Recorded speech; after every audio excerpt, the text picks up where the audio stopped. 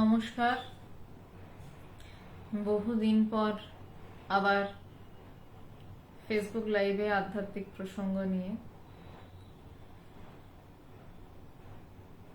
আপনারা যদি কেউ লাইভে উপস্থিত হয়ে থাকেন তাহলে একটু জানাবেন যে আওয়াজটা ঠিকঠাক পাওয়া যাচ্ছে কিনা। বহু মাস পর আজ লাইভ এলাম, অনেকদিন পর বেশ ভালো লাগছে, কারণ অনেকদিন পর আধ্যাত্মিক প্রসঙ্গ আলোচনা করার সুযোগ আমি পাচ্ছি। কে শুনছেন বা না শুনছেন কিছু মনে করবেন না, সেটার থেকেও বড় গুরুত্বপূর্ণ আমার কাছে যে আমি আলোচনা করার সুযোগ পাচ্ছি, তাতে আমার যা উন্নতি কিঞ্চিত হওয়ার তা হবে। আজকে একদম নতুন একটি বিষয় নিয়ে আলোচনা।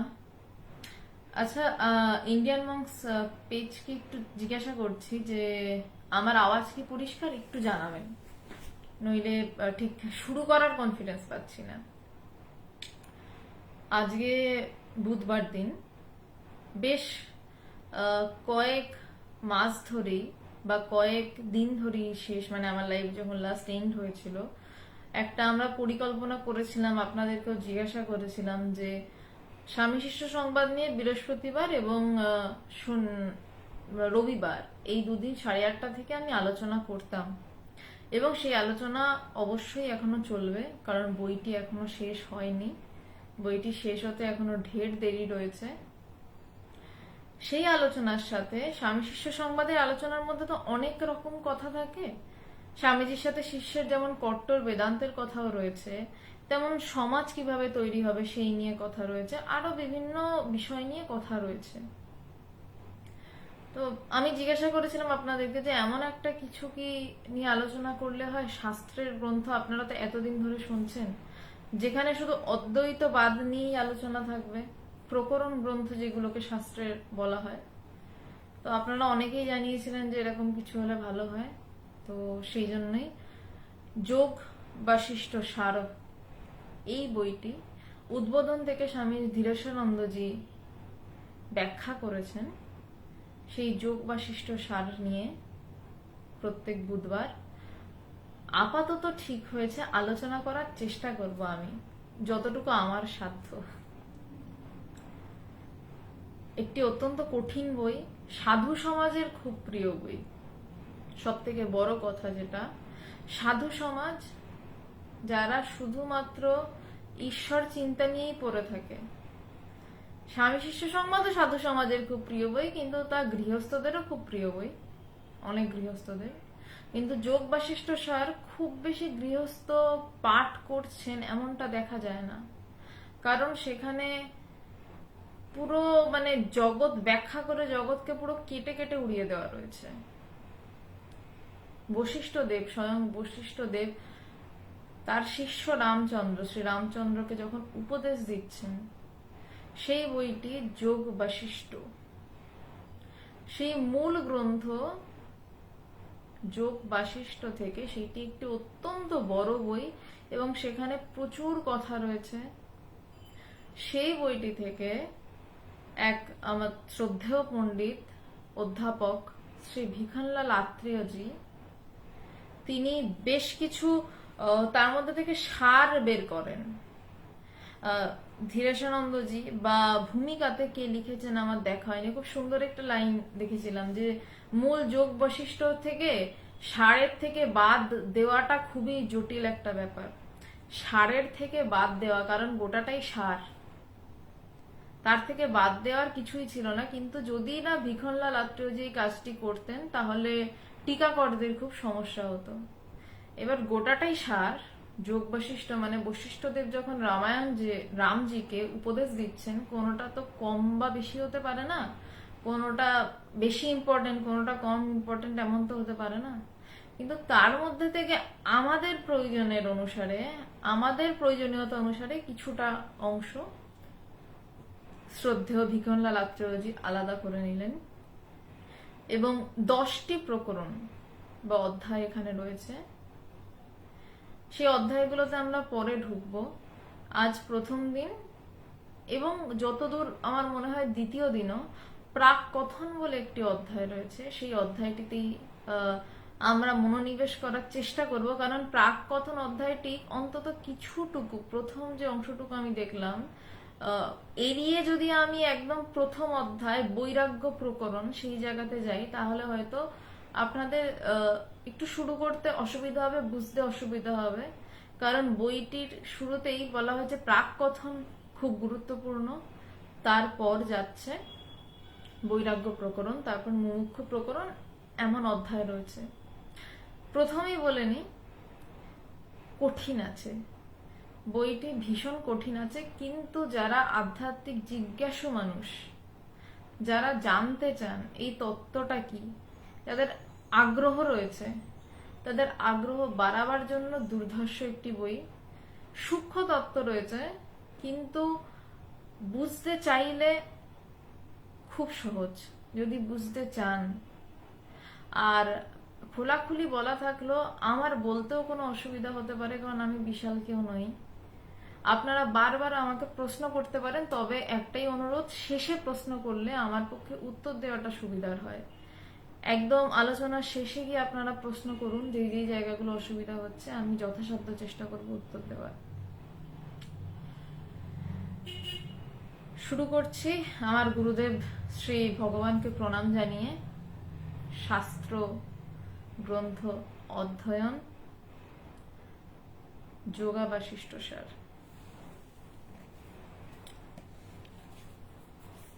প্রাক কথন। যোগ বাশিষ্ঠ বেদান্ত সাধননিষ্ঠ মহাত্মাগণের অতি প্রিয় গ্রন্থ। অতিশয় শ্রদ্ধার সহিত তাহারা এই গ্রন্থের পুনঃ পুনঃ শ্রবণ ও মনন করিয়া থাকেন। প্রত্যেকটা লাইন এই বইটার আমি দেখেছি, আমি যখন পড়েছি, যে ভীষণ ভীষণ জরুরি কথা। ওই যে প্রথমেই যে কথাটা বললাম, যে মূল যে গ্রন্থ যোগ বাশিষ্ঠ, সেখান থেকে বলছেন যে সার রেখে বাদ দেওয়াটা বড় মুশকিল, কারণ পুরোটাই সার, প্রত্যেকটা লাইন এক একটা অর্থবহ। বলছেন যে যোগ বশিষ্ঠ এটা কাদের জন্য না, বেদান্ত সাধননিষ্ঠ মহাত্মাগণের অতি প্রিয় গ্রন্থ। যারা দ্বৈতবাদ ভালোবাসবে, যাদের মনে হবে যে কৃষ্ণ আমার সামনে এসে বাঁশি একটু বাজালে খুব ভালো হয়, যাদের মনে হবে যে মা এসে আমার সামনে একটু লীলা করে একটু জ্যোতি দেখিয়ে চলে যান না, কি এমন ক্ষতি, তাদের জন্য এই বই নয়। এই বই কাদের জন্য?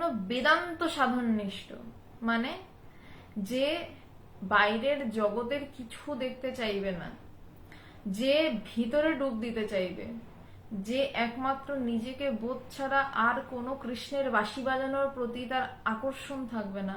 কৃষ্ণের বাঁশি আমি বাইরে শুনতে পাচ্ছি, সেটা আমাকে প্রলুব্ধ করছে, শুনতে খারাপ লাগবে, কিন্তু সেও তো একটা জগৎ সৃষ্টি করছে আমার জন্য। হতে পারে তা এক উচ্চতর জগৎ, আর একটু সুন্দর জগৎ, তাও তো জগৎ। পার্ক স্ট্রিট দিয়ে যখন হাঁটি, একটা বাঁশিওয়ালা খুব সুন্দর বাঁশি বাজায়, সুন্দর লাগছে, আমি ধ্যানস্থ হয়ে গেলাম, আমি শুনতে পাচ্ছি বাঁশি বাজছে, বাঁশি বাজছে, আমি শুনতে পাচ্ছি, আমার থেকে দুই হয়ে বাঁশিটা বাজছে, এক নই। এক হলে শোনা শুনি দেখা দেখি কিচ্ছু থাকে না। সেই পার্ক স্ট্রিটের বাঁশিওয়ালার বাঁশির থেকে আরো অনেক উচ্চ স্তরের, কিন্তু ওটাও একটা স্তরের পার নয়। তো বলছেন কি, যে বেদান্ত সাধননিষ্ঠ মহাত্মাগণের এটা অতি প্রিয় গ্রন্থ। যারা আমিতে ডুবে থাকা ছাড়া আর কিচ্ছু চান না, আমি ছাড়া আর কিচ্ছু বোঝেন না, তাদের জন্য এই যোগ বাশিষ্ঠ মূল যেই গ্রন্থ, সেটি অতি প্রিয় গ্রন্থ। অতিশয় শ্রদ্ধার সহিত তাহারা এই গ্রন্থের পুনঃ পুনঃ শ্রবণ ও মনন করিয়া থাকেন। বলছেন অত্যন্ত শ্রদ্ধার সঙ্গে। বইটা এমনিও তো পড়া যেতে পারে, কিন্তু বলছে কেন, যে অত্যন্ত শ্রদ্ধার সাথে। শ্রদ্ধা শব্দটার সাথে অনেক কিছু জড়িয়ে রয়েছে। শ্রদ্ধাটা মানে শুধু রেসপেক্ট নয়, ইংলিশে রেসপেক্ট শ্রদ্ধার ঠিক ঠিক প্রতিশব্দ হয়নি, করা যায়নি। শ্রদ্ধার সাথে আমার সমর্পণ মিশে থাকে, আমার মানে তন মন ধন সমস্ত কিছুর একাগ্রতা মিশে থাকে শ্রদ্ধার সাথে, আরো অনেক কিছু নিয়ে শ্রদ্ধা আসে। তো বলছেন অতিশয় শ্রদ্ধার সহিত তাহারা এই গ্রন্থের পুনঃ পুনঃ শ্রবণ ও মনন করিয়া থাকেন। বলছেন ভীষণ শ্রদ্ধার সাথে, মানে শ্রদ্ধা মানে শুধু একটা মন দিয়ে শুনছি তা নয়, আমাদের শরীর মন চিত্ত এক করে তারা এই গ্রন্থটির বারবার শোনেন, একবার নয়, একবার শুনে বন্ধ করে দিলেন না, বলছেন ভীষণ মন দিয়ে, এবং প্রত্যেকবারই ওই ভীষণ মন দিয়েই শুনতে হবে, তবেই কিছু কাজ হতে পারে। প্রণাম সবাইকে, প্রণাম যারা প্রণাম জানাচ্ছেন, যারা জানাচ্ছেন না সবাইকে অশেষ অশেষ প্রণাম। তো এই কথা কিভাবে শুনতে হবে বলছেন শাস্ত্রকার, কিভাবে বলছেন, বলছেন যে গভীর শ্রদ্ধার সাথে এবং যতবার শুনবো পুনঃ পুনঃ শ্রবণ এবং মনন প্রত্যেকবারই অতিশয় শ্রদ্ধার সাথে করতে হবে। মানে যেখানে আমার শরীর মন প্রাণ একভাবে শুনছে। এবার কথা হচ্ছে শোনা কেমন, শ্রবণ কেমন। শ্রবণ কেমন বিষয়, আমি গান শুনছি, তার সাথে আমি হয়তো আমার কলেজের অ্যাসাইনমেন্ট লিখছি, এটাকে শ্রবণ বলে না, কারণ গানটা আমার কানে ঢুকছে, সাথে আমি কাজ করছি। আমি গুরুর কথা শুনছি, আমি গুরুর সামনে বসে রয়েছি, আমি শুনছি গুরুর কথা, বলছি তো আমার শ্রবণ হচ্ছে, কিন্তু আমার মন যেন কোথাও একটা মাঝে মধ্যে এপারা ওপারা বেড়াতে ঘুরছে। আমি গুরুর কথা শুনছি, আমার কাছে কিন্তু তখন গুরুর বাণী অদ্বৈতবাদীদের ক্ষেত্রে তখন আমার গুরুর চোখের চশমাটা ঠিক আছে তো, বা গুরুর শরীর ঠিক আছে তো, না, তখন আমি গুরুর যখন কথা শুনছি তখন কথাই শুনবো, যখন চশমা ঠিক আছে কিনা, চোখ ঠিক আছে কিনা, যখন শরীর ঠিক আছে কিনা দেখতে হবে তখন আমি সেটা দেখবো, সেটা আলাদা বিষয়। কিন্তু যখন কথা বলছেন গুরু, যখন ব্রহ্মবাক্য বলছেন, তখন সেই ব্রহ্মবাক্য শোনা ছাড়া আমার মনে যেন আর কোনো বৃত্তি না ওঠে, আমি শুধু শুনছি, এবং আমার প্রাণেও যেন আর কোনো চিন্তা না আসে, মনে প্রাণে যেন আর কোনো চিন্তা না আসে, আমার শরীর যেন একাগ্র হয় ওই কথায়, আমার চোখ যেন অন্যদিকে না যায়, পিছন থেকে কেউ এলো আমি এই ঘুরে তাকিয়ে দেখলাম না, এটা শ্রবণ নয়। এভাবে গুরুর কথা ব্রহ্মবাক্য শোনা নয়, আমি পিছন ঘুরে দেখবো না, তখন আমার মন ডুবে থাকবে, আমার গুরু ব্রহ্মবাক্য বলছেন, আত্মতত্ত্ব বলছেন, বলছেন এইভাবে শ্রবণ করতে হবে। এইভাবে যদি শ্রবণ হয়, একটার সাথে একটা রিলেটেড। অদ্বৈত বেদান্ততে কিন্তু মূল হচ্ছে শ্রবণ, মনন, নিদিধ্যাসন, এবং নিদিধ্যাসনের গভীরে সমাধি। ধ্যান অদ্বৈত বেদান্তে খুব একটা বিষয় নয়, ধ্যান রাজযোগের বিষয়। তো শ্রবণ এমন হবে, এবং শ্রবণ যখন এমন হবে, যখন আমি মন বুদ্ধি চিত্ত সব এক করে আমি শুনবো, তখন অটোমেটিক্যালি আমি বাড়িতে আসি কি কাজ করি কি খাই, আমার ভিতরে কন্টিনিউয়াসলি গুরুর সেই বলা ব্রহ্ম বাক্য চলতে থাকবে, খালি মনের মধ্যে এই কথাগুলোই ঘুরবে। এটাকে বলছে মনন, যে ক্রমাগত মনন হচ্ছে। এবার মননটা কেমন হয়, মননটা হয় মানে এটা আমি একদম গ্রামাটিক্যালি বলছি যে এইভাবে বিষয়গুলো হওয়া উচিত, এবং এইভাবেই হয়, মানে প্রাচীন কোনো গ্রন্থে বলে গেছে তা নয়, বর্তমানেও আপনি যদি শুরু করেন, সে আপনি যেই বয়সেরই হন, যেই সময়েরই হন, যদি শুরু করেন তাহলে সেইভাবেই পথ আপনি এগোবেন। বলছে এবার শ্রবণটা তো এমন হলো, এবার মনন কি হচ্ছে, যখন আমি এভাবে শুনলাম যে আমার তন মন চিত্ত এক করে শুনছি, শরীর মন প্রাণ এক করে, ন্যাচারালি আমার ভিতরে ওই কথাগুলোর একটা রোলিং শুরু হবে, যে উনি এটা বলছিলেন এটা বলছিলেন, কিন্তু তারপরেও মাঝে মধ্যে ফাঁক করে আমার মন বেড়াতে বেরোবে। আমার মনের বেড়াতে বেরোনো, নরোত্তম দত্ত আপনাকে অনুরোধ জানাচ্ছি একদম শেষে গিয়ে আপনি দয়া করে প্রশ্নগুলো করুন, কারণ নইলে উত্তর দেওয়ার জন্য খুঁজে পাওয়া যায় না, মানে প্রশ্নগুলোই খুঁজে পাওয়া যায় না। যারা প্রশ্ন করতে চান তারা সবাই শেষে প্রশ্ন করুন, আমি সবার প্রশ্নের জবাব দেওয়ার চেষ্টা করব। মনন এটা হচ্ছে যে বারবার মনে ওই চিন্তা চলছে, কিন্তু তাও মাঝে মধ্যে মন পাড়া বেড়াতে বেরোচ্ছে। তো এই মনের পাড়া বেড়াতে বেরোনো আটকানোর উপায় কি না, মনন যখনই বুঝছি আমার মন পাড়া বেড়াতে বেরোচ্ছে, আমার মন পাশের বাড়ি কি হচ্ছে বা পাশের ঘরে কি হচ্ছে, বা আমার মনের অন্য পাড়ায় কি হচ্ছে। আমার মনে যেই পাড়াতে শুধু ব্রহ্মচিন্তা হচ্ছে সেটা তো এক পাড়া, কিন্তু আমার মনে তো আরো পাড়া আছে, এ পাড়া ও পাড়া সে পাড়া। আমার মন যখনই ব্রহ্ম পাড়া ছেড়ে অন্য পাড়ায় ঘুরতে বেরোচ্ছে, এবং যেই মুহূর্তে আমি বুঝতে পারছি আরে মন অন্য চিন্তা করছে, ঠিক সেই মুহূর্তে কিন্তু আমি আবার আমার নিজের ব্রহ্ম চিন্তনে ফিরলাম। যতক্ষণ বুঝতে পারছি না সে তো পারছি না। ঘটনাটা ঠিক এরকম ভাবে হয় যে প্রথম দিকে 1-2 মিনিট 3-4 মিনিট পেরিয়ে যায়, আমরা বুঝতেই পারি না আমার মন অন্য পাড়া ঘুরতে বেরিয়ে গেছে। তারপর ধীরে ধীরে সাধনের ফলে ধীরে ধীরে ধীরে ধীরে 1-2 সেকেন্ড আবার মন ফেরে। এই মন কোথায় গেল, নিজেরই মন কোথায় গেল, এই তো আমি আমার চিন্তা করার কথা ছিল, আমি কি চিন্তা করছি, মন আবার আমার নিজের ভিতরের পাড়ায় ফিরলো। এই আসা যাওয়া করতে করতে এই ভিতরেই প্রথমে মন বাইরের পাড়ায় ঘুরতে বেরোয়, তারপর মন ভিতরেরই বিভিন্ন পাড়া রয়েছে যেটা বললাম, সেই ওই ভিতরের বিভিন্ন পাড়া ঘুরতে বেরোয়, পাড়া বেড়ায়। তো প্রথম দিকে একটু লং টাইম ঘোরে, নজর কম থাকে। ধীরে ধীরে যখন নজর বাড়ে তখন পাড়া বেড়ানোর সময় মন কম পায়, চট করে ধরা পড়ে যায়। আমি যদি জানি যে চোর রাত্রে চুরি করতে আসে, এবং আমি চোরের দিকে সতর্ক দৃষ্টি রাখি, রোজ দৃষ্টি রাখছি, এই চোর চুরি করতে আসবে, চোর চুরি করতে আসবে, তো চোরটাকে আমি একদিন না একদিন ঠিক ধরবো। ঠিক এখানে ওই মন নামক চোর ধরা পড়ে যে সে ঘুরতে বেরিয়েছে, এবং আস্তে আস্তে 1 মিনিট 2 মিনিট এরম ভাবে যে লম্বা লম্বা ভাবে আমরা হারিয়ে যাই যে আরে আমার তো মন ব্রহ্ম চিন্তা করার কথা ছিল, আত্মচিন্তা করার কথা ছিল, আমি এ কি ভাবছি। যেই মুহূর্তে ভাবনাটা ফেরে সেই মুহূর্তে আমি ব্রহ্মচিন্তায় ফিরি। এই করতে করতে একটা সময় মন আর পাড়া বেড়াতে বেরোয় না। তখন মনের কি অবস্থা হয়, ক্রমাগত মন আত্মচিন্তাই করে। গুরুর থেকে যেই কথা শুনে এসছি, শ্রবণ করে এসছি, যেই ব্রহ্ম বাক্য শ্রবণ করে এসছি, মন ক্রমাগত সেই এক চিন্তা করে।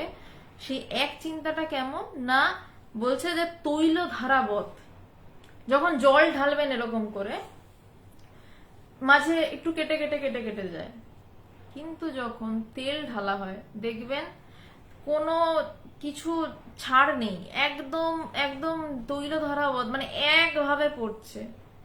তখন মনের যখন পাড়া বেড়ানো হবে, আর আমার কথাটা বলে আমার নিজের খুব ভালো লাগলো, যখন মনের ভিতরে এপাড়া ওপাড়া বেড়ানো বন্ধ হয়ে শুধু ব্রহ্মচিন্তাতেই রত হয়, যখন একভাবে ওই চিন্তা ক্রমাগত মন করতে থাকে, ক্রমাগত ওই এক চিন্তা মন করতে থাকে, যেখানে তার মাঝে আর কোনো ছেদ পড়ে না, তখন তৈল ধরাবত ঈশ্বর চিন্তা হচ্ছে বলা হয়। এবং এই চিন্তাটা যখন গভীর যায়, আরো আরো হতে থাকে হতে থাকে হতে থাকে এই মননটা, সেই অবস্থাটাকে নিদিধ্যাসন অবস্থা বলা হয়। নরোত্তম দত্ত, আশা করি আপনি আপনার উত্তর পেলেন। এই মননটাই যখন মন অন্য পাড়া ছেড়ে ক্রমাগত নিজের পাড়াতেই বসবাস করে এবং ক্রমাগত সেই বিষয় নিয়ে বারবার চিন্তা করে, তারও একটা গভীর অবস্থায় বলছে যে নিদিধ্যাসন। এই নিদিধ্যাসন অবস্থা যদি কারুর হয়, এই অবস্থায় যাওয়া বেশ কঠিন আছে, কিন্তু চাইলে সহজ আছে, শুধু চাইলে না, গুরুকৃপা যদি থাকে তাহলে সহজ। এই নিদিধ্যাসন অবস্থায় যখন কেউ পৌঁছাচ্ছে, সেই নিদিধ্যাসন অবস্থা মানে হচ্ছে এটা আরো কন্ডেন্সড হচ্ছে যে আমি ক্রমাগত আত্মচিন্তা করছি, আমার ভিতরে জগৎ বলে কিছু নেই, ভিতরে ক্রমাগত শুধু আমিটা কই, আমি আমি নিজেকে খুঁজে বেড়াচ্ছি যখন ভিতরে, সেই নিদিধ্যাসন অবস্থার পরিপক্কতাতেই সমাধি হয়, যেখানে কৃষ্ণের বাঁশি শোনা যায় না, যেখানে মায়ের নাচ দেখা যায় না,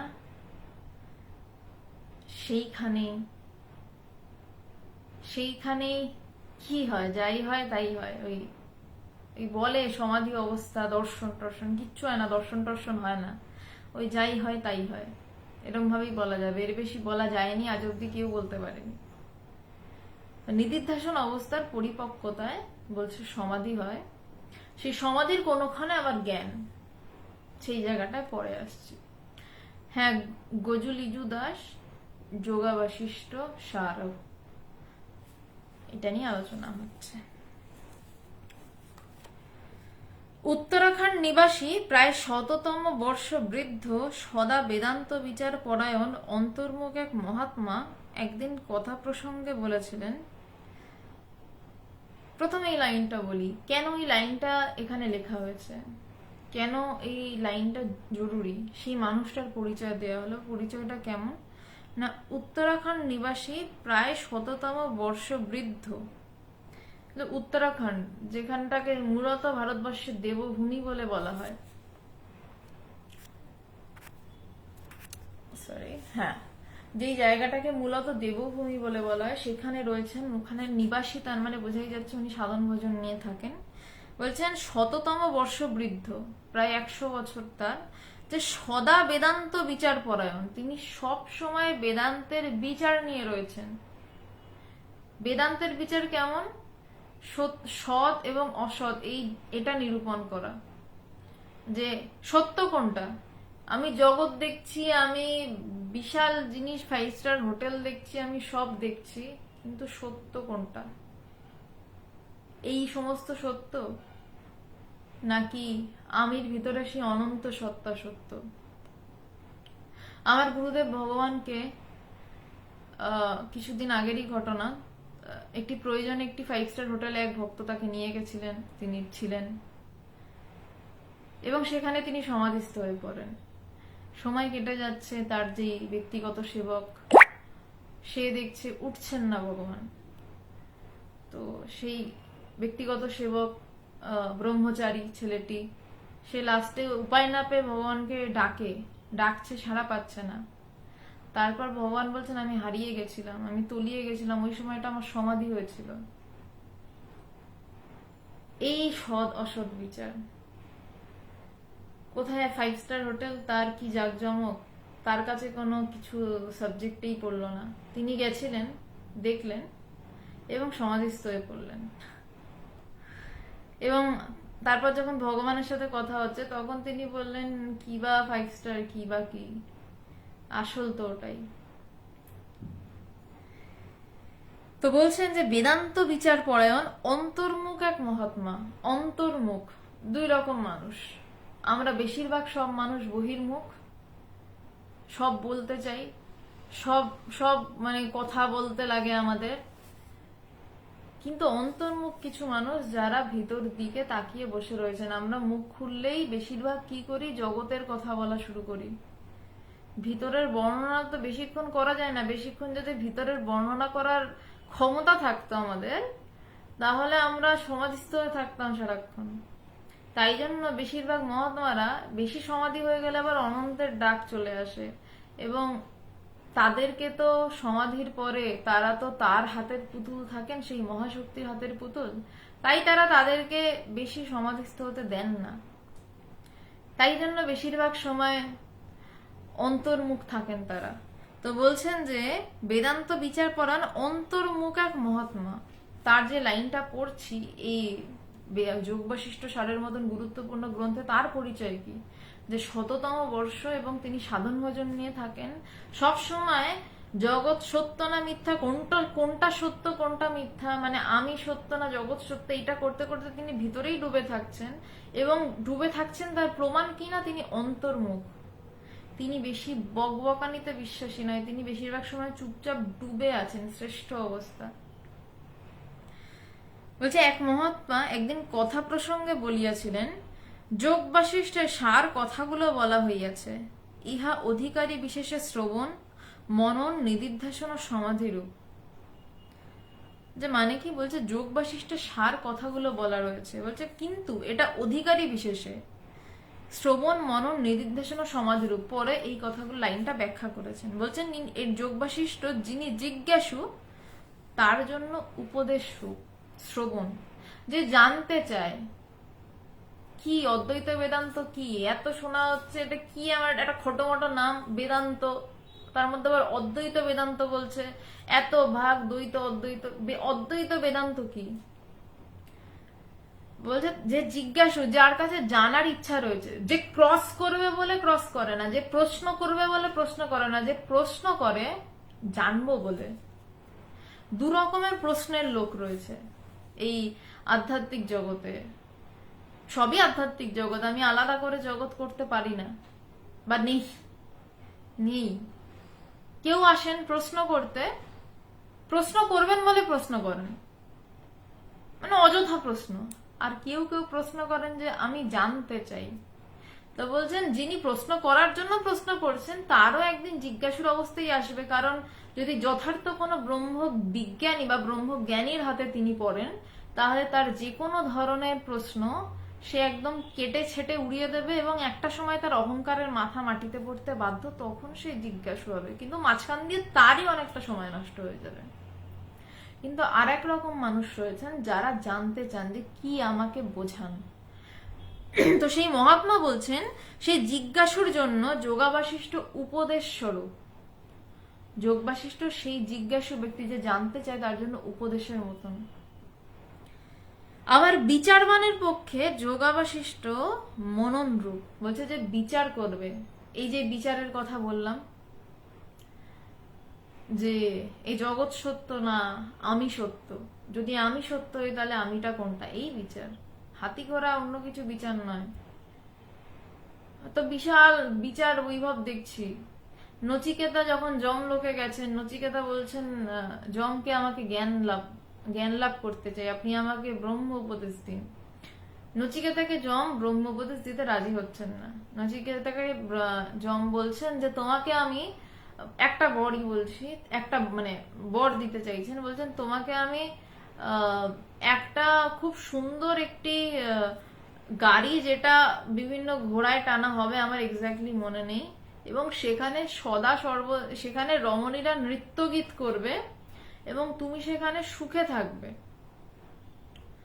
তুমি ফিরে যাও, তোমার এই ব্রহ্মতত্ত্ব জেনে কি হবে। তো এটা শুনে নচিকেতা বললেন যে আমার যে সুখের কথা আপনি বলছেন তা কি অনন্ত? যে রমণীরা নৃত্য গীত করবেন বলছেন তা কি অনন্ত? এরপর নচিকেতাকে যম বললেন তোমাকে আমি দীর্ঘ জীবন দিচ্ছি। নচিকেতা বললেন আমি কি অনন্ত জীবন পাবো? এই যে অনিত্য থেকে নিত্যতে ফেরা, বারবার প্রচন্ড প্রলোভন ছেড়ে, সুন্দরী রমণী, সুসজ্জিত রথ, মনে পড়েছে, সুসজ্জিত ঘোড়ায় টানা রথ, নৃত্য গীত, এসবের প্রলোভন ছেড়ে তিনি বারবার ফিরছেন কিসে? নিত্য বস্তুতে। তারা কি নিত্য? তারা কি সদা সর্বদা থাকবেন? বলছেন দীর্ঘ জীবন যা মানুষ চায়, অমৃত যেটা নিয়ে খেলে অনেক দিন বাঁচবে, অমরত্ব যেটা নিয়ে দেব আর দানবদের মারামারি কাটাকাটি হয়ে গেল, তো সেখানে বলছে তুমি দীর্ঘ জীবন দিচ্ছি। জীবন বলছে দীর্ঘ জীবন দিচ্ছেন, কিন্তু আমার কি অনন্ত জীবন হবে? তো এই হচ্ছে বিচারবান ব্যক্তি। বলছে যারা ক্রমাগত বিচার করছে যে এটা সত্য না এটা মিথ্যা, যদি এটা মিথ্যা হয় তাহলে সত্য কোনটা এবং সত্যটা খোঁজো। বলছে বিচারবানের পক্ষে যোগাবাশিষ্ট মনন রূপ। ক্রমাগত সেই, আমি মনন বিষয়টা ঢুকছি না, আমি অনেকক্ষণ ধরে মনন বিষয়টা নিয়ে এক্সপ্লেন করেছি, একটা লম্বা বিষয়। বলছে তার জন্য যোগাবাশিষ্ট মনন রূপ। যারা মিস করে গেছেন তারা একটু এগিয়ে পরে শুনে নেবেন যে মনন বিষয়টি কি। ধ্যানাভ্যাসীদের পক্ষে যোগাবাশিষ্ট নিদিধ্যাসন রূপ এবং তত্ত্বজ্ঞের পক্ষে যোগাবাশিষ্ট সমাধি রূপ। বলছেন যিনি ধ্যানাভ্যাসী, যিনি ধ্যান করছেন, যিনি ধ্যান সিদ্ধ, বলছে তার জন্য যোগাবাশিষ্ট নিদিধ্যাসন রূপ। আমি নিদিধ্যাসনটা যাচ্ছি না, ওটাও আমি অনেকক্ষণ সময় দিয়ে ব্যাখ্যা করি, খুব ছোট্ট করে বলি। মননেরই পরিপক্ক ভাব নিদিধ্যাসন, এবং নিদিধ্যাসনেরই পরিপক্ক ভাব সমাধি। তো পরের লাইনেই বলছেন তত্ত্বজ্ঞের পক্ষে, যিনি তত্ত্ব জানতে চান। আপনি ভীষণ মননশীল হতে পারেন, আপনি ভীষণ জিজ্ঞাসু হতে পারেন, ভীষণ বিচারবান ব্যক্তি হতে পারেন, কিন্তু আপনি কি তত্ত্বটাকে জানতে চান? আপনার সাবজেক্টটা কি? কস্য কামায়, কি কামনায় আপনি এই চর্চা করছেন? জীবনে একটু ভালো থাকবেন, নাকি আপনি একটু বিচার করলেন, বা আপনি অনেকটা পড়াশোনা করলেন, একটু পণ্ডিত বলে আপনার বেশ নামডাক হলো, নাকি ধ্যান করবেন, ধ্যানে একটা টেস্ট রয়েছে, নাকি সমাধিস্থ হয়ে পড়ে থাকতে চান, যে সমাধির মধ্যে একটা আনন্দ রয়েছে। মনে রাখবেন, তুরীয় অবস্থা জ্ঞান নয়, তত্ত্বজ্ঞ সে নয়, তুরীয় অবস্থা থেকেও আবার পুরোনো জায়গায় ব্যাক করছে। ঘুমের মধ্যে একটা টেস্ট রয়েছে, সুষুপ্তি, যেখানে কোনো স্বপ্ন নেই, কিচ্ছু নেই। সমাধিও তার থেকে আরেকটু বেটার অবস্থা। আপনি কি সেই অবস্থা লাভ করতে চান? একটা টেস্ট পাচ্ছি, বেশ ভালো আছে, আবার উঠে পড়লাম, যথাপূর্বম তথাপরম, যেমন ছিলাম তেমনই, খুব একটা এদিক ওদিক হলো না। কিন্তু নাকি আপনি তত্ত্বজ্ঞ হবেন, আপনি তত্ত্বটাকে জানতে চাইবেন, আপনার বিষয় হবে আমি নিজেকে জানবো, আমি আমিকে খুঁজবো, আমি আমিকে জানবো, আর কিচ্ছু নয়। যদি আপনার বিষয় সামান্যতম হয় যে আমি সমাধিস্থ হব বা সমাধি হয়ে পড়ে থেকে টেস্ট নেবো, আপনি কিন্তু ওই দিকে ট্রান্সফার হয়ে যাবেন। ঠাকুরের ওই একটা খুব সুন্দর কথা, যেমন ভাব তেমন লাভ, মূলে সে প্রত্যয়। বলছে যেমন ভাব, আপনি যেটা চাইবেন সেটাই। তাই জন্য এখানে চারটে আলাদা আলাদা বলছে। জিজ্ঞাসুর জন্য যোগাবশিষ্ট উপদেশ রূপ, বিচারবানের পক্ষে যোগবাশিষ্ট মনন রূপ, ধ্যানাভ্যাসীদের জন্য নিদিধ্যাসন রূপ এবং তত্ত্বজ্ঞের পক্ষে যোগাবশিষ্ট সমাধি রূপ। জ্ঞান লাভটাকে আলাদা করে ওভাবে কেউ বলে না, সমাধির মধ্যেই কোনো এক ক্ষণে জ্ঞান লাভ হয়। কিন্তু আমি এমন প্রচুর মানুষ আমি দেখেছি, আমি আবারও বলছি, এটা আমার ব্যক্তিগত অভিজ্ঞতা, কোনো বই পড়ার অভিজ্ঞতা নয়, প্রচুর মানুষ আমি দেখেছি যারা সমাধিস্থ হয়েছেন এবং সমাধি থেকে উঠে এসে তারা হয়তো আগের থেকে একটু বেটার হয়েছেন, তাদের মন একটু বেটার হয়েছে, বদলেছেন, কিন্তু বিশাল আকাশ পাতাল ফারাক কিছু হয়ে যায়নি। আকাশ পাতাল ফারাক হয় একমাত্র জ্ঞানে। জ্ঞান মানে সহজ ভাষায় বলতে গেলে মাথাটা কেটে উড়িয়ে দেওয়া, অহংকারের মাথা বাদ চলে যাওয়া। স্বয়ং বশিষ্ঠ বলিয়াছেন যে এই গ্রন্থ একান্তে একাগ্রচিত্ত হইয়া 3 বার মনন করিবে, তাহার তত্ত্বজ্ঞান অবশ্যই হইবে। তাই তো ইহা সাধুদের এত প্রিয় গ্রন্থ। বলছেন যে বশিষ্ঠদেব, যিনি নিজে রামকে উপদেশ দিয়েছিলেন, রামের যিনি গুরুদেব, রামের গুরুদেব যিনি, তিনি বলছেন যে যে এই গ্রন্থ একাগ্রচিত্ত হইয়া, মানে এটা শুনে অতি উৎসাহিত হয়ে যাবে না, 3 বার বইটা পড়ে ফেলি জ্ঞান হয়ে যাবে না। কিরম ভাবে পড়তে বলছে? বলছে যে এই গ্রন্থ একাগ্র চিত্তে, ওই একাগ্র চিত্ত কি না, আমার শরীর মন বুদ্ধি সমস্ত তখন নিবিষ্ট থাকবে পড়াতে, তখন আমার পাশে বোম ফাটলো আমার তাতে কিছু আসে যায় না। জনক রাজা অষ্টবক্র মুনির কাছে বসে বেদান্ত শুনছেন, এই কথাটা আমি আগেও বলেছি, আবারও রিপিট করছি। অষ্টবক্র মুনির কাছে বেদান্ত শুনছেন জনক রাজা, মিথিলার রাজা। মিথিলা নগরীতে তার সমস্ত পরিবার পরিজন রয়েছে, তার রাজপ্রাসাদ রয়েছে। সেই মিথিলা নগরীতে আগুন লেগেছে, এদিকে তিনি তার গুরুদেবের কাছে বসে বেদান্ত শুনছেন। শ্রবণ কেমন হয় এটার একটা জলজ্জান্ত উদাহরণ। হঠাৎ একজন মিথিলা নগরী থেকে এসে তাকে খবর দিচ্ছে যে রাজা, আমাদের মিথিলাতে আগুন লেগেছে। বলছে মিথিলা পুড়ছে তো আমার কি? শুনতে খুব খারাপ লাগছে হয়তো, কিন্তু এটাই গুরু শিষ্য এবং এটাই শ্রবণ, এটাই গুরু শিষ্যের সম্পর্ক, এটাই অদ্বৈত বেদান্তের শ্রবণ। যে আমি এখন আমার গুরুর কাছে বসে বেদান্ত পড়ছি, মিথিলা পুড়ছে তাতে আমার কি, কি এসে গেল? কিন্তু সেখানে তার প্রিয় পত্নীরা রয়েছেন, তার মা বাবা, তার সন্তানেরা রয়েছেন। শুধু প্রজারা মরবেন তা নয়, তার নিজের যেন দেখতে নিজের মানুষেরা রয়েছেন, তাতে তার কোনো আসে যায় না। বলছে মিথিলা পুড়ছে তো আমার কি? বলছে এমন ভাবে শ্রবণ, কারণ তার মাথায় তখন আর কিচ্ছু নেই, তার মাথায় শুধু রয়েছে ব্রহ্মসত্য জগন মিথ্যা, কিচ্ছু নেই। বলছে এইভাবে শুনতে হয়। তো বশিষ্ঠদেব বলছেন যে যে গ্রন্থ একাগ্র চিত্ত হইয়া, এটাকে বলে একাগ্র চিত্ত। বলছে এরকম একাগ্র চিত্তে হইয়া যে 3 বার মনন করিবে, শুধু পড়ছে না, পড়ে ওইটা নিয়ে ক্রমাগত চিন্তা করছে, মনন করছে, 3 বার মনন করছে। এই কারণে এই বইটির প্রত্যেকটা বাক্য ব্রহ্মবাক্য, এবং ব্রহ্মবাক্য যদি ভিতরে অনবরত চলতে থাকে, রিয়াকশন হওয়া তো স্বাভাবিকই। আমার ভিতরে আমি স্বাভাবিক হিসাবেই বলি, আমার ভিতরে ধরুন আমার খুব প্রিয় কোনো খাবারের চিন্তা এলো, যার নিরামিষ পছন্দ তার নিরামিষ, যার মাংস পছন্দ তার মাংস পছন্দ, যার পিৎজা পছন্দ তার পিৎজা, যার কন্টিনেন্টাল হোয়াট এভার, আমার ভিতরে সেই খাবারের চিন্তা এলো, এবং সাথে সাথে আজ নয় কাল আমার ইচ্ছা করবে এই খাবারটা খাই, কতদিন খাইনি, পাঠার মাংসটা একটু খাই, কতদিন খাইনি, খাওয়া হয়নি অনেকদিন আমার। তারপর কি দেখা গেল, আপনি থলি হাতে বাজার দৌড়ালেন, পাঠার মাংসটি অর্ডার কিনলেন, কিনে বাড়িতে নিয়ে এসে কষিয়ে রান্না করে ভাত দিয়ে খেলেন, খেয়ে দিয়ে আপনি শান্তি পেলেন, আপাত শান্তি পেলেন।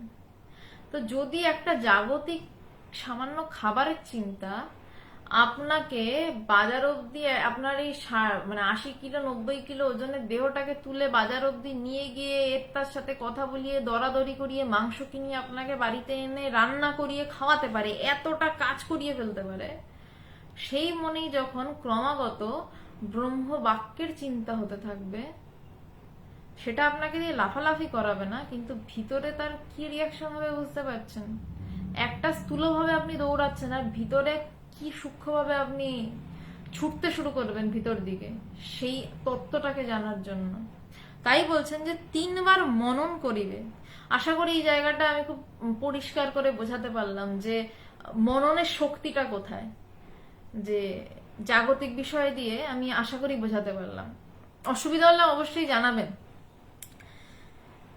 বলছে যে 3বার মনন করিবে, তাহার তত্ত্বজ্ঞান অবশ্যই হইবে, তাই তো ইহা সাধুদের এত প্রিয় গ্রন্থ। বলছে তাহার তত্ত্বজ্ঞান অবশ্যই হইবে, যে একাগ্র চিত্তে 3বার এই গ্রন্থ মনন করবে, তার তত্ত্বজ্ঞান হবে। সমাধি হবে বলছেন না, সমাধি একটা অবস্থা, বেশিরভাগ সময় সমাধি আর তত্ত্বজ্ঞানকে বেশিরভাগ শাস্ত্রে একই প্রায় বলে বর্ণনা করা হয়, কিন্তু সমাধির মধ্যে কোনো এক ক্ষণে তত্ত্বজ্ঞান হয়। বলছে তার তত্ত্বজ্ঞান হইবে। ব্রহ্মার সংকল্প হইতেই এই জগতের সৃষ্টি, যতদিন সেই সংকল্প থাকিবে ততদিন সৃষ্টিও থাকিবে। এই গ্রন্থে সৃষ্টির বর্ণনই বা কত প্রকার, ইহা হইল উহা হইল, কত কিছু হইল, কিন্তু আবার বলিতেছেন যে বস্তুত কিছুই নাই, অদ্ভুত মজা আর কি। সরি, বলছেন যে এটা সৃষ্টি তত্ত্ব ব্যাখ্যাতে বলা হয়। বৃহদারণ্যক উপনিষদে বিশদে সৃষ্টি তত্ত্ব ব্যাখ্যা রয়েছে, পঞ্চদশীতে সৃষ্টি তত্ত্ব ব্যাখ্যা রয়েছে। তো খুব জটিল তত্ত্বে আমি যাচ্ছি না, যে যা নেই তা নিয়ে বেশি আলোচনা করছি না, শুধু এখানে যেটুকু রয়েছে সেটুকু নিয়ে আলোচনা করি। বলছেন যে ব্রহ্মার সংকল্প হতে এই সৃষ্টি,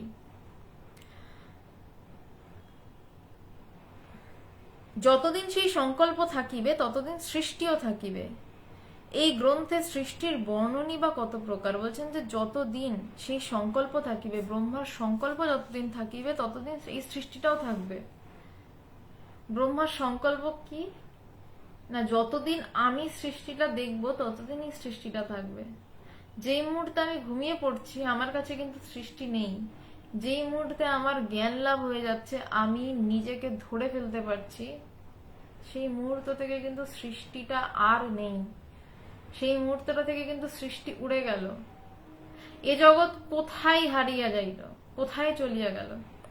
বিবেক চূড়ামণিতে আদি শঙ্করাচার্য লিখছেন, কুত্রা লীনাম ইদং জগৎ, এ জগৎ কোথায় চলিয়া গেল। এই বিবেক চূড়ামণির সেই কনভারসেশনটা ছিল, গুরুদেবের কাছে তার শিষ্য এসছেন, এবং শিষ্যকে তিনি ঠিক এরকম পার্ট পার্ট করে ধীরে ধীরে ধীরে ব্রহ্মজ্ঞানের দিকে নিয়ে যাচ্ছেন, এবং যখন শিষ্য অবশেষে ব্রহ্মজ্ঞান লাভ করলো তখন সে শিষ্য বলছে যে কুত্রা লীনম ইদং জগৎ, এ জগৎ কোথায় চলিয়া গেল, কাহার দ্বারাই বা অপসৃত হইল। বলছে এই ব্রহ্মার সংকল্পতে জগৎ সৃষ্টি, কিন্তু যতক্ষণ আমি সংকল্প করছি জগৎ দেখবো ততক্ষণই জগৎ আমি দেখছি, আর যখন আমি সংকল্প করছি এ জগৎ আমি ওড়াবো তখনই আমি বলতে পারি এ জগৎ কোথায় চলিয়া গেল, কাহার দ্বারাই বা অপসৃত হইল, কারণ এই জগৎ তো নেই। সেই কথা পরে এতদিন আসছে। বলছেন যে এই গ্রন্থের সৃষ্টির বর্ণনই বা কত প্রকার, ইহা হইল উহা হইল, কত কিছু হইল, কিন্তু আবার বলিতেছেন যে বস্তুত কিছুই হইল না, অদ্ভুত মজা আর কি। এটার একটা ছোট্ট কারণ বলতে পারি।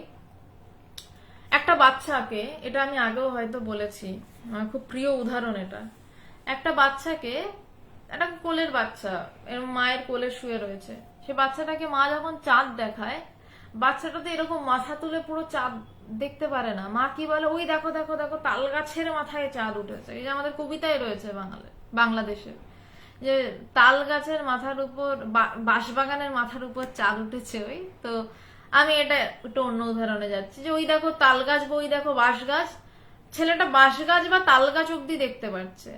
তেমন আমরা যদি প্রথমেই বলে দেয় আমাদেরকে এই সৃষ্টি নেই, এই জগৎ নেই, সব মিথ্যা, তুমিও নেই, তুমি সামনে যাকে দেখছো সেও নেই, তাহলে আমরা বলবো ধুর পাগল, ভাগ এখান থেকে, কি বলছিস সব, বেরো আগে এখান থেকে, বেরো বেরো।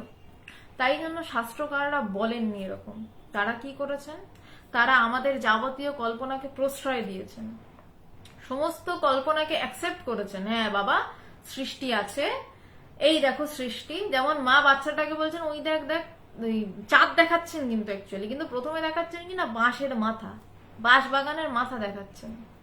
তেমনি শাস্ত্রকাররা আমাদের জন্য এই জগৎটাকে সুন্দর করে দেখিয়েছেন। হ্যাঁ, জগৎ সত্যি সৃষ্টি হয়েছে, তুমি ঠিকই বলছো, এই জগৎ রয়েছে, কিন্তু সৃষ্টি হতে হতে তারপর শেষে গিয়ে বলছেন এই জগৎ নেই। যেমন মা বাঁশবাগানের মাথা দেখাতে গিয়ে বলছেন যে ওই বাঁশবাগানের মাথার এবার উপরের দিকে তাকাও, দেখো চাঁদ। তখন বাচ্চাটা এমনি হাততালি দিয়ে উঠেছে, মা চাঁদ চাঁদ চাঁদ। তখন কিন্তু বাঁশবাগানের মাথার কথা তার মনে নেই, তখন সে শুধু চাঁদ দেখছে, চাঁদের আনন্দে বিভোর, মা চাঁদ।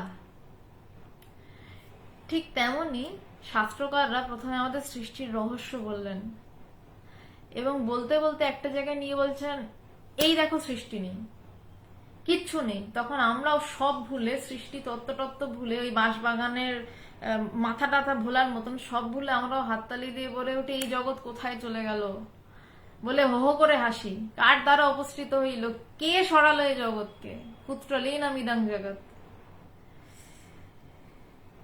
তো বলছেন যে ইহা হইল উহা হইল, কত কিছু হইল, কিন্তু আবার বলিতেছেন যে বস্তু তো কিছুই নাই, অদ্ভুত মজা, এটাই মজা।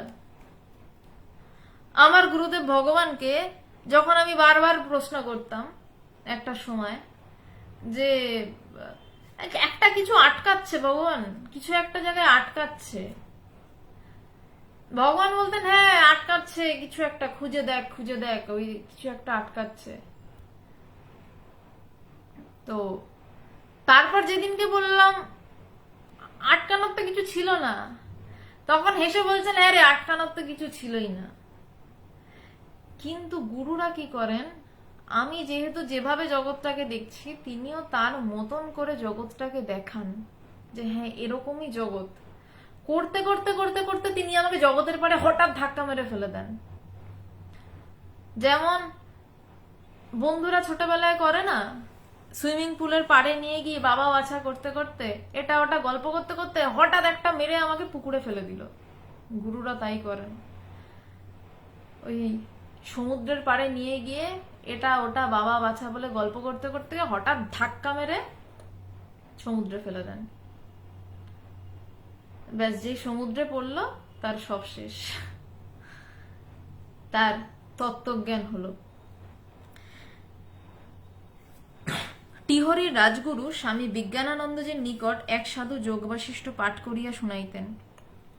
বিজ্ঞানানন্দজি বসিয়া বা শুইয়া যেমন ইচ্ছা শুনিতেন। বিজ্ঞানানন্দজি, যিনি খুব বড় ইঞ্জিনিয়ার ছিলেন, স্বামীজিদের গুরু ভাই, স্বামী রামকৃষ্ণদেবের শিষ্য বিজ্ঞানানন্দজি।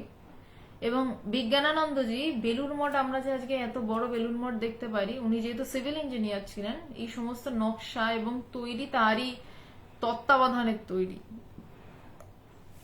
বিজ্ঞানানন্দজি বসিয়া বা শুইয়া যেমন ইচ্ছা শুনিতেন। যখন হে রামজি, তিন কালেও জগৎ বলিয়া পরমার্থ তো কিছুই নাই, এক চৈতন্য স্বরূপ নির্বিকার আত্মবস্তু সদা স্বমহিমায় বিরাজমান, এইরূপ পংক্তি আসিত, তখন সেই সাধু গ্রন্থ পড়িতে পড়িতে চক্ষুদয় মুদ্রিত করিয়া কিছুকাল স্থির সমাহিত হইয়া থাকিতেন, আবার পড়িতেন।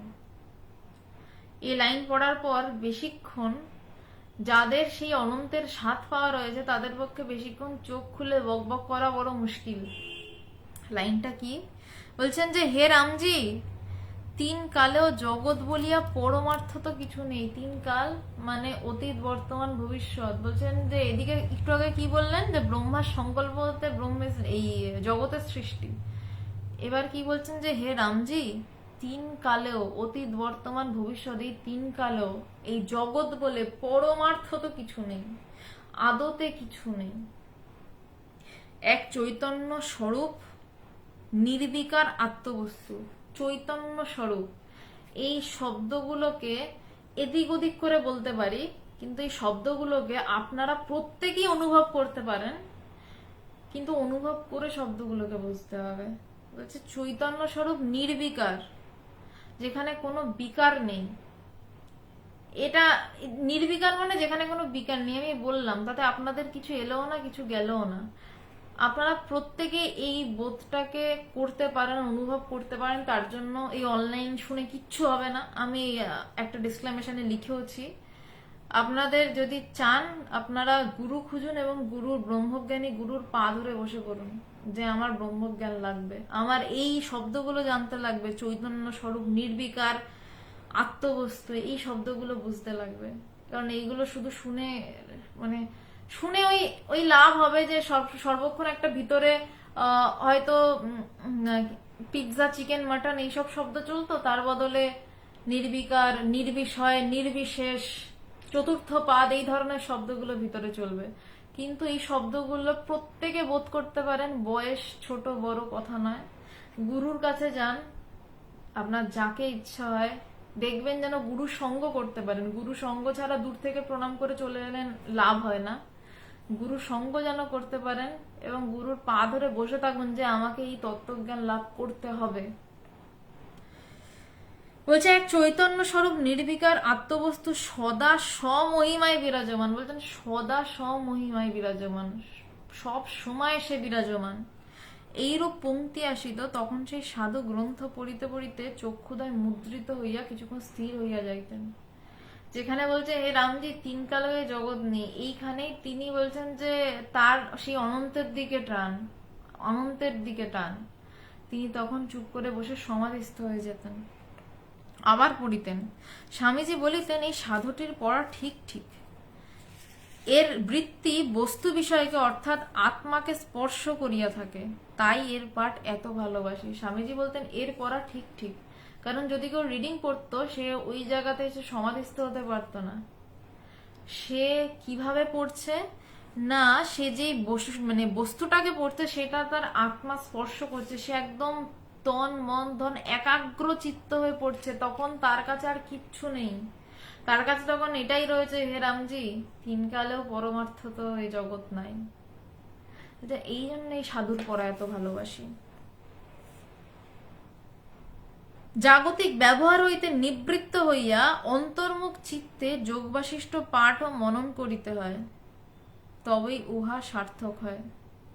বলছেন যে জাগতিক ব্যবহার হইতে নিবৃত্ত হইয়া, বলছে যতক্ষণ যোগ বাশিষ্ঠ পাঠ শুনছো এবং ততক্ষণ জগতের সমস্ত ব্যবহার থেকে নিবৃত্ত হয়ে, সমস্ত ব্যবহার মানে বাইরে বন্ধ করলাম না, আমার ভিতরেও ব্যবহার চলে জগতের।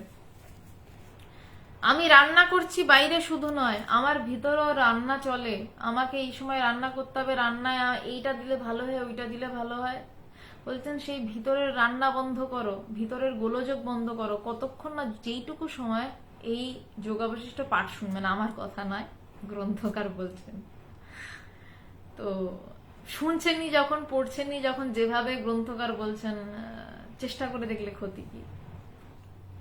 বলছে জাগতিক ব্যবহার হইতে নিবৃত্ত হইয়া বৃত্তি উঠছে, মানে আমার ভিতরের একটা বৃত্তি উঠছে। খুব সহজ ভাষায় বলছি, আমি জল খেতে চাই, আমি জল খাবো, এই একটা বৃত্তি উঠলো।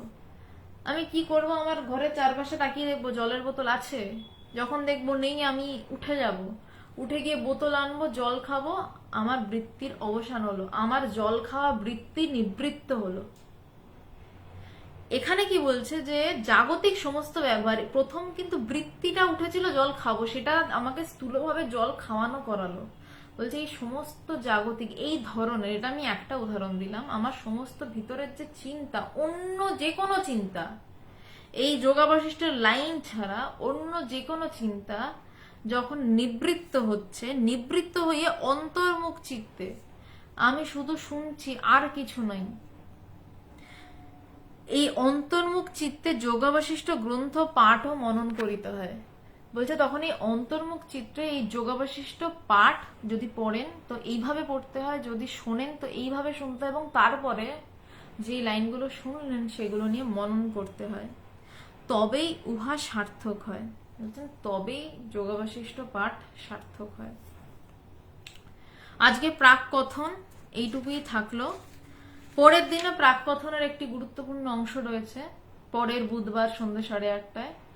তারপরের দিন থেকে শুরু হবে প্রকরণগুলি বা অধ্যায়গুলি। প্রথম অধ্যায় বৈরাগ্য প্রকরণ। আজকেও বেশ সূক্ষ্ম আলোচনা হয়েছে। আপনারা অবশ্যই জানাতে পারেন যে কোন প্রশ্ন থাকলে, বা আজকে প্রথম শাস্ত্র নিয়ে একদম কট্টর শাস্ত্র নিয়ে আলোচনা করতে বসে গেছি। আমি সন্ন্যাসী নই, তা সত্ত্বেও জানাতে পারেন কেমন লাগলো। আচ্ছা, এবার কোনো প্রশ্ন এসেছে কিনা আমি দেখে নি। খুব একটা প্রশ্নের কিছু আমি পাচ্ছি না।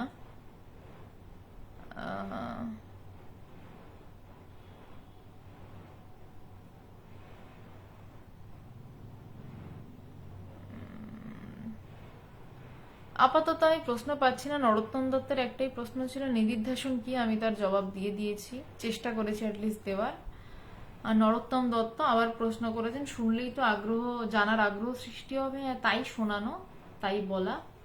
যদি আপনার মধ্যে আগ্রহ সৃষ্টি হয় এই তত্ত্বজ্ঞান জানার, তো সত্তর গুরু জোগাড় করুন এবং গুরুর পা ধরে বসে থাকুন, যাতে এই তত্ত্বের কথা জানতে পারেন। কারণ বেশি পড়ে বেশি শুনে এই তত্ত্বের কথা জানা যায় না। একমাত্র গুরুর পাদপদ দিয়েই এই তত্ত্বের স্থান। এইটুকুই আপনাকে বলার, নরোত্তম দত্ত। আচ্ছা, অনাদি সরকার বলছেন, দিদি আমি আপনার গুরুদেব ভগবানের শিষ্য হতে চাই, তিনি কি আমার উপরে কৃপা করে আমাকে শিষ্য রূপে গ্রহণ করবেন? অনাদি, আমি জানি না তুমি কোথায় থাকো, আপনি কোথায় থাকেন। ভগবান এই মুহূর্তে আর দীক্ষা দেন না। এখানে আমাদের সন্ন্যাসীরা রয়েছেন, তিনি দীক্ষা দেন। ভগবান দেখা করেন, সবার সাথেই দেখা করেন, এবং ভগবানের কাছে বসে বেদান্ত শোনাটাই তার শিষ্যত্ব, অন্য কিছু নয়। আপনি যদি আসতে চান, আপনাকে স্বাগত, আপনি আসতে পারেন। ভগবান সবার সাথেই দেখা করেন। লেক গার্ডেন্সে, দক্ষিণ কলকাতায় লেক গার্ডেন্স রয়েছে, লেক গার্ডেন্সে আমাদের আশ্রম রয়েছে। উত্তর কলকাতায় বিরাটিতে আশ্রম আছে, স্টেশনের কাছেই।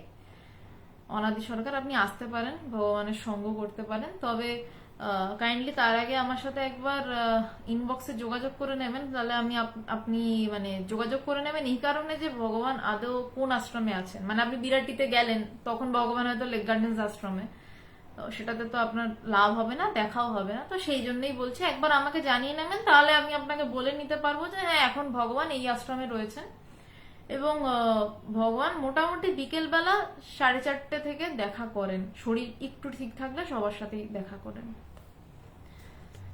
আচ্ছা, কাজল কান্তি দে, গুরুদেব দেহে নাই, আপনার পরামর্শ। গুরুদেব দেহে নেই, গুরুদেব আসলে অশরীরী বাণী। এক্ষেত্রে বলবো, গুরুদেব দেহে থাকলে সেটা বিশাল প্রাপ্তি, কিন্তু যখন দেহে নেই তখন তো এটা ভাবতে হবে যে হ্যাঁ, আমার গুরুদেব অশরীরী বাণী। তো আপনি চেষ্টা করুন, যদি কোনো ব্রহ্মজ্ঞানী, ব্রহ্মবিজ্ঞানী কোনো পুরুষকে পান, কোনো গুরু পান, গুরু মানে দীক্ষা নিতে বলছি না, তার কাছে ব্রহ্মবাক্য শ্রবণ করুন, তার কাছে যান, তাহলে আপনার পথটা আরেকটু সহজ হবে, পথ চলতে সুবিধা হবে। আর নয়তো আপনার গুরুর যেই বইপত্র, কিছু তো বই হয়তো গুরুদেবের রয়েছে, সেই বইগুলো নিয়ে দিনের পর দিন চর্চা করুন, চর্চা বাড়ান। কিন্তু তার থেকেও বেশি গুরুত্বপূর্ণ, কোনো একজন ব্রহ্মজ্ঞানী পুরুষকে খুঁজুন এবং তার কাছে বসে, দীক্ষা নেওয়ার কথা বলছি না, তার কাছে বসে এই ব্রহ্মবাক্য শ্রবণ করার চেষ্টা করুন। আপনি নিজের চেষ্টায় যত না পারবেন, আপনার বইপত্র চিঠি পড়ে ধ্যান ধারণা করে কোন একজন ব্রহ্মজ্ঞানী পুরুষের স্পর্শ বা সামনে বসে থাকা আপনাকে এক ধাক্কায় অনেক দূরে এগিয়ে দিতে পারে। এটুকুই বলবো কাজল কান্তি দেব। আশা করি বোঝাতে পারলাম। অভিজিৎ দত্ত, সত্যি অসাধারণ আলোচনা দিদি, ধন্যবাদ অভিজিৎ। আচ্ছা, কানাই চন্দ্র কর্মকার কি বলছেন? উদ্গতিশীল কি? আপনার বানানটি আমি বুঝতে পারছি না। আমি এই ধরনের কোনো শব্দ জীবনে শুনিনি, মানে এই ধরনের বানান কখনো পাইনি। আপনি একটু সঠিকভাবে যেটা জানতে চাইছেন একটু বই দেখে বানানটা আমাকে লিখে দিন, আমি চেষ্টা করব আপনার উত্তর দেওয়ার। কানাই চন্দ্র কর্মকারকে বলছি। কাজল কান্তি দেব, অনেক ধন্যবাদ। Subrata Chakraborty, please elaborately discuss about Vedanta if possible next time. আমি এতক্ষণ ধরে তো বেদান্তই বলছিলাম, আপনি কি শুনলেন? আপনি আর একবার শুনুন। আপনি এটা বন্ধ করে মানে শেষ হয়ে যাওয়ার পর লাইফটা আপনি একদম প্রথম থেকে একবার শুনুন। আমি বেদান্ত ছাড়া অবৈদান্তিক কিচ্ছু শব্দ অব্দি আজকে বলিনি। আজকে একদম কট্টর বেদান্ত নিয়ে, যোগা বাশিষ্ঠ সার নিয়ে আলোচনা হচ্ছে, পুরো বেদান্তই বলেছি। সুব্রত চক্রবর্তী, আমার ধারণা আপনি ঠিক করে শোনেননি, কারণ শুনলে আপনি এটা বলতেন না। আচ্ছা, বর্তমানে মনকে কিভাবে সবসময় রাখবো? অর্ঘ্য ব্যানার্জি, বর্তমানে মনকে রাখার দরকার নেই। মন ওড়ানোর বস্তু, মন যাতে না থাকে সেই চেষ্টা করুন। বর্তমানে মন থাকলে মন অতীতে যাবে, অতীতে মন থাকলে ভবিষ্যতে যাবে। তো মনটার দিকে জাস্ট তাকিয়ে থাকুন, মনটাকে ছেড়ে রাখুন। এটা অনেক গভীর আলোচনা, আপনি ধীরে ধীরে এই আলোচনাটায় ঢুকুন। আপাতত আজকে যেটুকু বললাম সেটুকু চেষ্টা করুন। বর্তমানে মন রাখার চেষ্টা করবেন না, কারণ বর্তমানে মন থাকলেই মন একাল এবং সেকালে ঘুরবে। কোনো এককালে মন রাখার দরকার নেই। মনটাকে খোলা ছেড়ে দিন, যাতে মনটা উড়ে যায়। মন যাতে উড়ে যায়, মন যেখানে নেই সেই জায়গায় আমাদের লক্ষ্য। মনকে মানে বর্তমানে রাখবো বা ভবিষ্যৎ দেখতে পাবো বা অতীতে টাইম ট্রাভেল করবো, এটা আমাদের লক্ষ্য নয়। টাইম ট্রাভেল বিজ্ঞানীদের লক্ষ্য হতে পারে, আধ্যাত্মিক অদ্বৈতবাদীদের লক্ষ্য মনটাকে ধরবো এবং উড়িয়ে দেব, এবং তারপরেই তার প্রকাশ। আচ্ছা, নবারুণ সারেশ্বরী, লেক গার্ডেন্সের আশ্রমের ঠিকানা যদি দয়া করে বলেন উপকৃত হব। অবশ্যই নবারুণ সারেশ্বরী, আপনাকে বলছি লেক গার্ডেন্স ফ্লাইওভার যেদিক থেকে উঠছে, মান্নার খাবার যে স্টপেজটা ঢাকা কালীবাড়ি টুয়ার্ড সাউথ সিটির দিক থেকে যদি আমি আসি, তাহলে প্রথমে ঢাকা কালীবাড়ি, দেন মান্নার খাবার, যেখান থেকে লেক গার্ডেন্স ফ্লাইওভারটা উঠছে, জাতীয় সঙ্গীত একাডেমি রয়েছে, ওই সঙ্গীত একাডেমির জাস্ট রাস্তাটা ধরে গেলে প্রথম লেফট টার্ন নিয়েই আপনি টালিগঞ্জ গার্লস হাই স্কুল দেখতে পাবেন। কিছুটা দূর এগিয়ে গেলে ঠিক টালিগঞ্জ গার্লস হাই স্কুলের পাঁচিলটা শেষ হয়ে ডান দিকে টার্ন নিয়ে যে শেষ বাড়িটি দেখা যায় সেটি আশ্রম, বেদান্ত আশ্রম। তারপর আপনাকে বলে নি, আপনি যেদিন যাবেন যদি সম্ভব হয়, ইচ্ছা হয়, আমাকে একবার মেসেঞ্জারে পিং করে নিতে পারেন। তার কারণ যদি আপনি ভগবানের সাথে দেখা করতে চান তাহলে অবশ্যই একবার আমাকে পিং করে নেবেন, কারণ ভগবান তখন এই আশ্রমে আছেন কিনা একটা ব্যাপার। আর তাছাড়াও এই আশ্রমে স্বামী প্রজ্ঞানানন্দজি, যিনি ইন্টারন্যাশনাল বেদান্ত সোসাইটির ভাইস প্রেসিডেন্ট, উনি থাকেন, এবং স্বামী নির্গুণানন্দজি থাকেন। দুই সন্ন্যাসী থাকেন এবং একটি ছেলে উজ্জ্বল, ও তিনজন থাকে। তো আপনি যদি এমনিও যান, ওখানে আপনি স্বামীজিদের পাবেন। আপনি দুজন স্বামীজিরা রয়েছেন, আপনি সৎসঙ্গ করতে পারেন Nabarun. Kanai Chandra Karmakar, what is the upper motion? আমি আপার মোশন বা লোয়ার মোশন নিয়ে কথা বলছিলাম, মোশন ওড়ানো নিয়ে কথা বলছি। মোশন যাতে না থাকে সেই নিয়ে কথা বলছি। ঊর্ধ্ব দিকে যাত্রাও যদি হয়, নিম্ন দিকে যাত্রাও হবে, তাই যাত্রাটাই ওড়ানোর কথা বলছি। মোশন লেস ওয়ার্ল্ডের কথা বলছি, মোশন লেস ওয়ার্ল্ডলেস, এটাই আমার বক্তব্য। আপার মোশন লোয়ার মোশন আমার সাবজেক্ট নয়, মোশন উড়িয়ে দেওয়া আমার সাবজেক্ট। মোশন উড়িয়ে দেওয়া বেদান্তের বিষয়। আপনি সেই চেষ্টা করুন যদি এই বিষয় জানতে আগ্রহী হন। তাছাড়া আপনি যদি অন্য কিছু জানতে আগ্রহী হন, আপনি অবশ্যই এই বিষয়গুলো নিয়ে চর্চা করুন, তাহলে অন্য কারোর কাছে জিজ্ঞাসা করুন। আচ্ছা, গুরু শব্দের ব্যাখ্যা ও আদর্শ গুরু নির্বাচনের রীতি সম্পর্কে যদি একটু বলেন উপকৃত হই। বিভুব্রত আচার্য, গুরু শব্দের ব্যাখ্যা খুব সহজ। গু এবং রু, যিনি অন্ধকার থেকে আলোতে আপনাকে নিয়ে যাচ্ছেন, এই গুরু শব্দের ব্যাখ্যা। আর আদর্শ গুরু নির্বাচনের রীতি বলে না ওরকম কিছু হয় না। ঘটনা হচ্ছে আপনি ধরুন ক্লাস ওয়ান না সরি নার্সারিতে ভর্তি হয়েছেন, আধো আধো এবিসিডি বলতে পারেন, তাও পরিষ্কার নয়। তো আপনি একজন ফিজিক্সের টিচার, মানে যে ফিজিক্সের পিএইচডি করছেন, বিভুব্রত বাবু আপনাকে বলছি, যিনি ফিজিক্সে পিএইচডি করছেন, আপনি তার জ্ঞানের পরিমাপটা তো কোনোদিনও করতে পারবেন না। আপনি আধো আধো আধো আধো এবিসিডি বলতে পারেন, আর সে ফিজিক্সে পিএইচডি করছে। ঠিক তেমনি আমরা যখন গুরুকে জানতে যাই না, এই যে গুরু চয়েস করব, রীতি নীতি এসবে যাই, অ্যাকচুয়ালি কোনো রীতিনীতি কাজ করে না। যিনি যার গুরু হন তার সামনে দাঁড়ালেই মন প্রাণ ভরে ওঠে এবং একটা সময় মনে হয় যে আরে এই তো আমার গুরু। আধ্যাত্মিক জগৎ এত রীতিনীতি মেনে হয় না, অন্তরের বিষয়ে হয়, এবং ভিতর থেকে বলে দেয় আরে ইনি তো আমার গুরু। কারণ আপনার গুরু কতটা আধ্যাত্মিক, মানে কোন গুরু কোন পর্যায়ে রয়েছেন, আপনি হয়তো সবে আধ্যাত্মিক জগৎ শুরু করছেন, বেদান্ত সবে বুঝতে চাইছেন হয়তো, আমি জানি না আপনি কেমন বা আমায় মার্জনা করবেন, আমি বিষয়টা বলছি, হয়তো আপনি সদ্য বুঝতে চাইছেন যে বেদান্তটা কি বুঝি। এবার সেখানে আপনার গুরু ষষ্ঠ ভূমির সমাধিমান পুরুষ, না সপ্তম ভূমির সমাধিমান পুরুষ, নাকি অজাতবাদের সমাধিমান পুরুষ, আপনি কিভাবে বুঝবেন? আপনার পক্ষে তো সম্ভব না। কারণ সে সপ্তম ভূমির সমাধিবান কিনা, ব্রহ্মবিজ্ঞানী কিনা বুঝতে গেলে তো আপনাকেও সপ্তম ভূমির ব্রহ্মবিজ্ঞানী হতে হবে। মানে আপনি এখানে, আপনার গুরু এখানে, আপনি কিভাবে বুঝবেন? তো তখন উপায় কি? না, সামনে দাঁড়ালে মনে হয় আরে ইনি তো আমার গুরু। ভিতর থেকে বলে দেয়, যখন ভিতর থেকে বলে দেয়, ভিতরের ডাককে উপেক্ষা করবেন না, তখনই শিষ্য গুরু চিনতে পারে। তাছাড়া শিষ্যের গুরুকে চেনার রাস্তা নেই। কারণ নার্সারির বাচ্চার পিএইচডি স্কলারের জ্ঞান মাপার ক্ষমতা নেই, হয় না কখনো।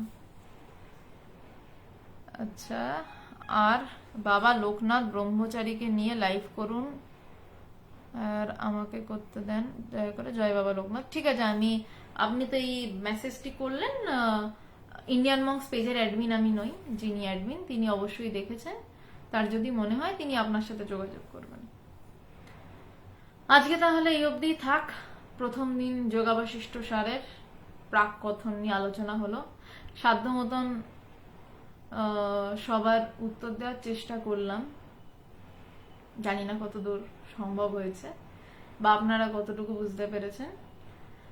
আর পরের দিন বুধবার সন্ধ্যে 8:30টায় এই যোগাবশিষ্ট সার নিয়ে ফিরছি, এবং বুধবার দিনটা বেশিরভাগ দিনই যোগাবশিষ্ট সার নিয়ে আলোচনা হবে।